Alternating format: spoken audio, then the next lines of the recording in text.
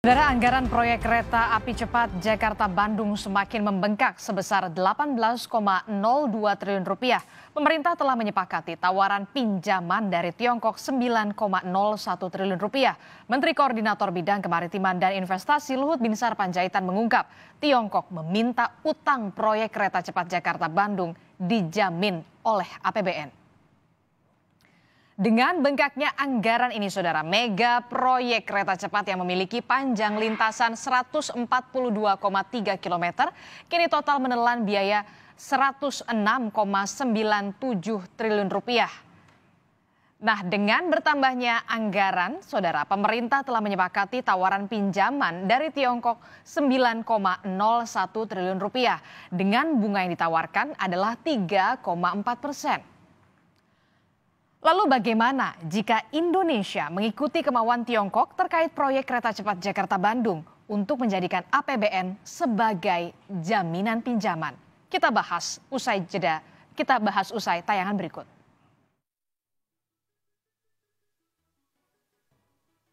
Pemerintah Indonesia dan Tiongkok telah menyepakati angka pembengkakan biaya proyek kereta cepat Jakarta-Bandung sebesar 18,02 triliun rupiah. Pemerintah telah menyepakati tawaran pinjaman dari Tiongkok 9,01 triliun rupiah dengan bunga yang ditawarkan adalah 3,4%. Menteri Koordinator Bidang Kemaritiman dan Investasi Luhut Binsar Panjaitan mengungkap, Tiongkok meminta utang proyek kereta cepat Jakarta-Bandung dijamin dengan anggaran pendapatan dan belanja negara atau APBN. Tim teknis dari kedua negara telah menyepakati angka cost overrun sebesar 1,2 miliar dolar. Jadi supaya itu hasil audit kita, hasil dari mereka, pembicaraan detail dari belah pihak, kita sepakat angkanya 1,2 miliar dolar. Terkait pinjaman kepada Kaya untuk pembiayaan cost overrun, kami sedang finalkan negosiasi mengenai suku bunga. Suku bunga sudah turun dari 4, ya sekarang kita masih pengen lebih rendah lagi. Jadi ya kita lihatlah, insya Allah beres. Masih ada masalah psikologis ya. Jadi dia maunya dari APBN, tapi sudah jelaskan kalau dari APBN itu prosedur menjadi panjang. Jadi KPI-nya, dari PI itu baru struktur yang baru dibuat oleh pemerintah sejak tahun 2018 itu. Ya, jadi itu aja masalah itu. Jadi ya oke. Tapi kalau dia mau nanti harus APBN, ya dia akan mengalami panjang kita ingatkan, jadi mereka masih mikir itu. Direktur Selyos Bima Yudhistira menilai pembengkakan biaya yang hanya ditanggung pemerintah Indonesia tidaklah adil dan hanya menguntungkan kreditor Tiongkok. Dikutip dari Kompas.id, Bima Yudhistira mengatakan ini kurang fair. Beban utang dari kereta cepat juga akan semakin menimbulkan efek berantai pada defisit APBN.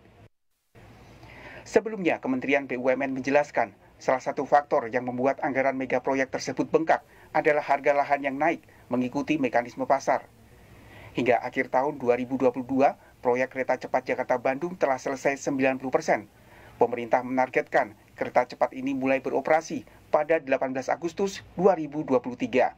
Tim Liputan, Kompas TV.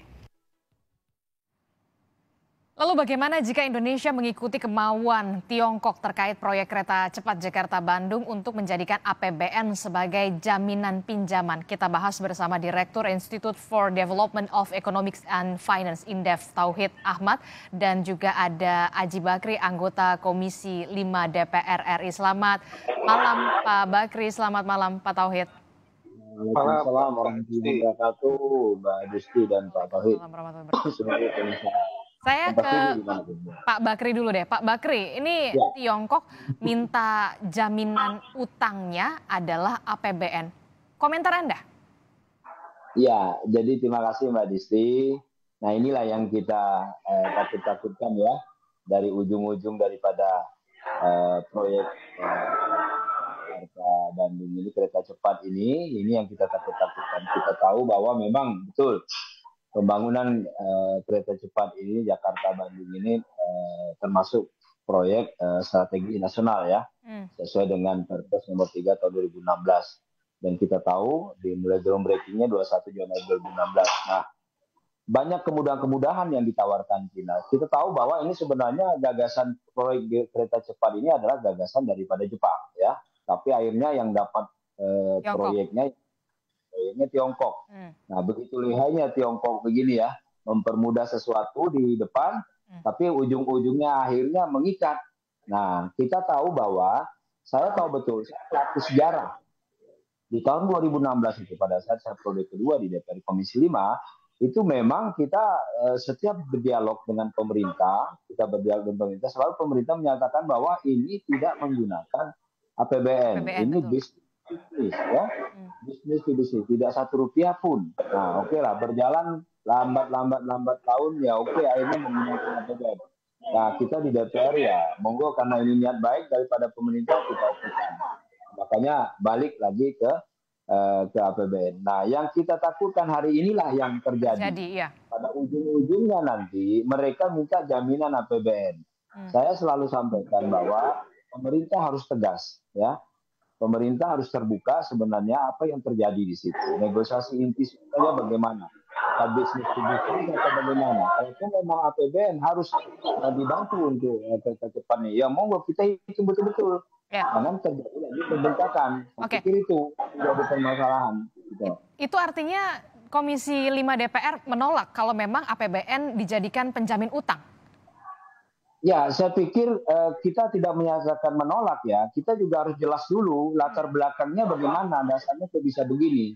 Nah, begitu. Jangan sampai, apalagi kita terus terang aja, kalau bicara APBN itu pembahasannya rame, tentu panjang di DPR. Ya, kita akan bicara juga, mungkin kawan-kawan di Komisi 6 juga akan bicara. Ya, di Komisi 5 juga akan bicara. Di Banggar juga akan bicara, panjang ini. Nah, tentu juga melihat postur keuangan kita apakah memungkinkan apa tidak, apalagi ini di luar dari skenario. Oleh sebab itu, pemerintah saya pikir melalui Pak Luhut tentu mungkin kita percayakan lagi untuk bagaimana bernegosiasi, ya. Yang saya dengar juga bunganya tinggi. Nah, ini di bawah nilai yang kita dengar dulu. Kalau Jepang dulu mungkin nilainya persyaratannya banyak, tapi memang betul susah di depan tapi mudah di ujungnya. Kalau ini mudah dipangkal, susah di ujung. Oke, nah itu ini yang kita pikirkan. Kita berharap pemerintah bisa lagi bernegosiasi dengan pemerintah Cina, karena kita tahu juga bahwa Indonesia dengan Cina cukup bagus, ya, apalagi tentang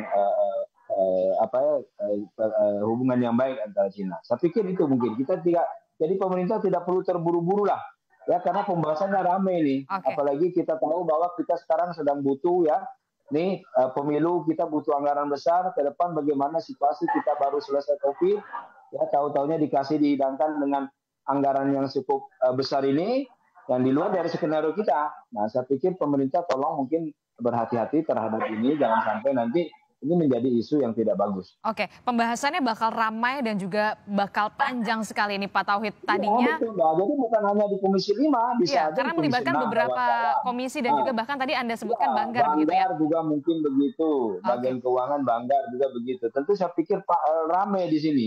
Melihat situasi kondisi kita yang kita tahu bahwa akhir-akhir ini ada pemotongan anggaran, ya, pemotongan anggaran beberapa proyek-proyek yang vital, yang dipending dalam rangka untuk penghematan anggaran. Nah, ini masuk yang cerita kereta cepat begini nih, tentu nanti saya takutnya ramai jadinya di DPR. Sehingga kita jaga. Jaga. Saya ke Pak Tauhid. Pak Tauhid, ini tadinya awalnya B2B, ternyata minta jaminan utangnya adalah APBN. Bahayanya atau untung ruginya buat kita seperti apa? Ya, yang pertama, ya, dari segi jaminan APBN, itu dimaksudkan agar sepanjang kerjasama ini ketika ada cost coveran tambahan lagi, bukan hanya yang tadi disebutkan 9 triliun, tapi dalam masa kerjasama itu apapun yang terjadi, kalau misalnya di luar perkiraan bisnis itu terjadi kenaikan utang, maka APBN harus mengganti. Jadi bukan hanya nilai 9 triliun dalam proses ini, tapi nanti ke depannya itu harus perlu jaminan. Karena yang pertama adalah ketidakpercayaan, ya. Saya membacanya kenapa APBN dijadikan jaminan, rupanya kerjasama B2B ini tidak terlalu bagus begitu, ya. Kerjasama B2B ini ternyata tidak bisa memiliki harapan yang cerah, jaminan keuangannya rendah. Yang kedua adalah tingkat resiko. Resikonya semakin tinggi karena payback period-nya panjang. Ada yang mengatakan 50, 60 sekian tahun. Jadi ini menandakan bahwa ini cukup lama tingkat kembalian. Oh, Yang ketiga adalah bunganya tinggi. Cina memberikan tingkat bunga hingga 2% ke Sri Lanka untuk time period 20 tahun begitu. Jadi begitu diperpanjang time periodnya sekarang misalnya 34 tahun, maka otomatis tingkat bunganya lebih tinggi. Nah, inilah yang kemudian memang harus dinego bahwa tingkat bunganya harus lebih rendah kalaupun nanti memang dijadikan APBN ya. Nah, menurut saya memang kita harus kembalikan lagi B2B, tapi harus memaksimalkan potensi bagaimana peningkatan income agar B2B ini bisa berjalan efektif dan sukses begitu. Saya kira itu yang punya risiko. Nah, memang risikonya adalah nanti pemerintah ya ketika ada kerugian di seperti ini, dampaknya adalah ya tiap tahun akan memberikan PMN, dan itu luar biasa menambah defisit dan sebagainya. Bukan hanya angka 9 ini, tapi ketika tidak berjalannya perencanaan bisnisnya dan tiap tahun harus ada ditambahkan modal melalui PMN, maka risikonya akan semakin besar begitu. oke, jadi maksud Anda ruginya atau resikonya malah lebih besar begitu ya? Ya, betul, betul. Ini menunjukkan bahwa memang dengan secara politik adalah ada jaminan APBN menandakan ini tingkat risiko yang semakin besar. Oke, melihat itu berarti tingkat resikonya yang sangat besar. Tapi Menko Marves Pak Luhut bilang nggak ada masalah. Kamu kok meragukan negaramu sih, kamu jangan underestimate, negara kita makin efisien, makin baik. Lihat penerimaan pajak kita naik 48,6% tahun lalu karena banyak efisiensi. Efisiensi batu bara, ada juga efisiensi mesin, segala macam. Itu kadang kita nggak sadar. Komentar Anda. Ya, menurut saya begini, ini tergantung sekali seberapa jauh penerimaan negara itu bisa mencukupi ya. Asumsinya memang kalau di APBN, apapun tambahan APBN, sekalipun dengan utang, ya ketika kita katakanlah punya utang bilateral, kan harus dibayar. Tetapi kan sumber untuk membayar utang, dua sumber, apakah penerimaan pajak kita lebih tinggi, atau terpaksa menambal dengan utang. Toh bisa dibayar memang, tapi sumbernya bisa cost-nya jauh lebih besar ketika kita membayar utangnya dengan sumber obligasi negara yang bunganya sekitar 6-7% untuk menutupi utang yang katakanlah hanya bunganya 3,4% begitu. Itu kalau masuk dalam skema APBN. Nah, problemnya adalah bahwa tingkat bunga itu 3,4 itu bukan bersih ya. Itu mohon maaf itu bukan bersih ya, tapi ada tambahan-tambahan lain. Kalau kita lihat tingkat bunga ada commitment fee dan sebagainya itu lebih besar. Memang interest rate-nya adalah 3,4, tapi ada tambahan-tambahan lain dalam skema pinjaman yang harusnya juga diperhitungkan. Dan biasanya bisa tambah sekitar 0,25, 0,5, bahkan sampai 1%, tergantung memang tingkat cost yang harus ditanggung oleh masing-masing negara begitu. Oke, jadi makin banyak makin bengkak yang harus kita bayar begitu ya. Betul. Nah, saya ke Pak Haji. Pak Haji, ini ternyata menurut Indef terlalu besar resikonya, terlalu banyak ruginya. Itu artinya target peresmian, target rampungnya proyek kereta cepat ini bisa lebih molor dong. Tanggapan Anda? Ya, saya pikir yang perlu dipikirkan bukan soal kapan penggunaannya, kapan mau diresmikan, tapi yang penting sekarang bagaimana pembiayaannya. Karena pembiayaan ini akan menjadi beban untuk jangka panjang, ya. Ya, kita tahu pertama umpamanya dari segi bunga yang semula 2% sekarang kabarnya 3,4%. Yang nilai investasinya membengkak sampai 18 triliun. Nah, yang ketiga hari ini adalah yang kita terkejut, Cina minta jaminan dari APBN. Nah, ini apalagi saya pikir sudah begitu baiknya Indonesia gitu loh. Jadi kalau orang bilang bahwa Indonesia ini kaya sih, tapi ya tentu kan perlu juga dipikirkan. Saya tidak bayangkan, konon kabarnya pembuatan kereta api cepat ini kalau dibikin tol di Sumatera itu lebih kurang hampir 1.000 kilometer. Nah, saya tidak bayangkan. Sementara daerah saya Jambi sendiri belum ada tolnya ini, Mbak. Berarti jadi oleh sebab berarti kemungkinan besar kalau dari DPR sendiri kemungkinan besar tidak menyetujui lah ya, karena banyak resikonya. Ya, saya pikir tentu pemerintah melalui bersama DPR juga nanti akan membahas sematang-matang mungkin. Kita tidak menutup kemungkinan bisa jadi keinginan pemerintah kita anulir, tapi dengan catatan pemerintah harus menghitung betul ya. Menghitung betul, jangan sampai. Kalau saya pikir jangan Pak, ini nanti kalau kalau ini pasti ada lagi nanti nih, ada apa lagi nih berikutnya ini. Nah, kita kemarin tidak menyangka kalau bahwa Cina minta jaminan APBN, sementara beliau tawarkan awalnya itu adalah B2B, bahwa tidak Rp1 pun dibiayai oleh pemerintah. Ternyata akhirnya lari ke sini. Nah, yang perlu dipikirkan hari ini untuk penjaminan dari APBN itu perlu dipikirkan karena kita ke depan masih banyak kebutuhan-kebutuhan yang lebih penting lagi. Oke, masih banyak kebutuhan yang lebih prioritas begitu ya, Pak Haji. Nah, saya ke Pak Tauhid. Pak Tauhid, tadi Anda menyebut resikonya tinggi, kemudian bisa saja molor kalau ini, bahkan tadinya skenarionya B2B. Bakal molor target peresmiannya? Kalau peresmian saya kira tidak ya.